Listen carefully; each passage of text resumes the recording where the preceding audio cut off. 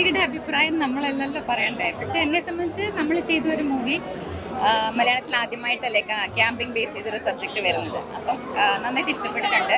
ആ ക്യാമ്പിങ്ങിൻ്റെ എന്താ പറയുക, ആ ഒരു എഫക്റ്റ് അതിൽ നമുക്ക് മനസ്സിലാക്കാൻ പറ്റുന്നുണ്ട്. സ്ട്രേഞ്ചേഴ്സ് ക്യാമ്പിൽ എന്താണ് നടക്കുന്നത്, അല്ലെങ്കിൽ ഒരുപാട് അറിയാത്ത ആളുകൾ ഒന്നിച്ചു കൂടുന്ന സ്ട്രേഞ്ചേഴ്സ് ക്യാമ്പുകൾ ഇപ്പോൾ ഒരുപാട് ഇൻസ്റ്റയിലൊക്കെ ഒരുപാട് നമ്മൾ കാണുന്നുണ്ടല്ലോ. അപ്പോൾ ആ ഒരു ഫീല് നമുക്ക് ശരിക്കും പറഞ്ഞാൽ ഷൂട്ടിൻ്റെ സമയത്ത് കിട്ടിയിട്ടുണ്ട്. ഒരുപാട് സ്ഥലങ്ങളിൽ ഷൂട്ടുണ്ടായിരുന്നു. നമുക്ക് വേണ്ടി മഴ വരെ മാറി തന്ന സാഹചര്യങ്ങൾ ഉണ്ടായിട്ടുണ്ട്. നമ്മൾ നല്ല മഴയുള്ള സമയത്ത് നമ്മൾ ഷൂട്ടിന് ചെല്ലുമ്പോൾ മഴയോടെ നിന്നിട്ട് നമ്മൾ പോരുമ്പോൾ പെയ്ത സാഹചര്യങ്ങളുണ്ടായിരുന്നു. അപ്പോൾ അതിൻ്റെ അത്രയും നമ്മൾ എഫേർട്ട് എടുത്ത് ചെയ്തതിൻ്റെയൊക്കെ ഒരു ഔട്ട് വന്നിട്ടുണ്ടെന്നാണ് വിശ്വാസം. അപ്പോൾ എല്ലാവർക്കും ഇഷ്ടപ്പെടും. ഒത്തിരി നമുക്ക് ഇഷ്ടപ്പെടാനുള്ള ഒരുപാട് എലമെൻറ്റ്സ് ഒത്തുചേർന്ന് വന്നിട്ടുള്ളൊരു മൂവിയാണ്.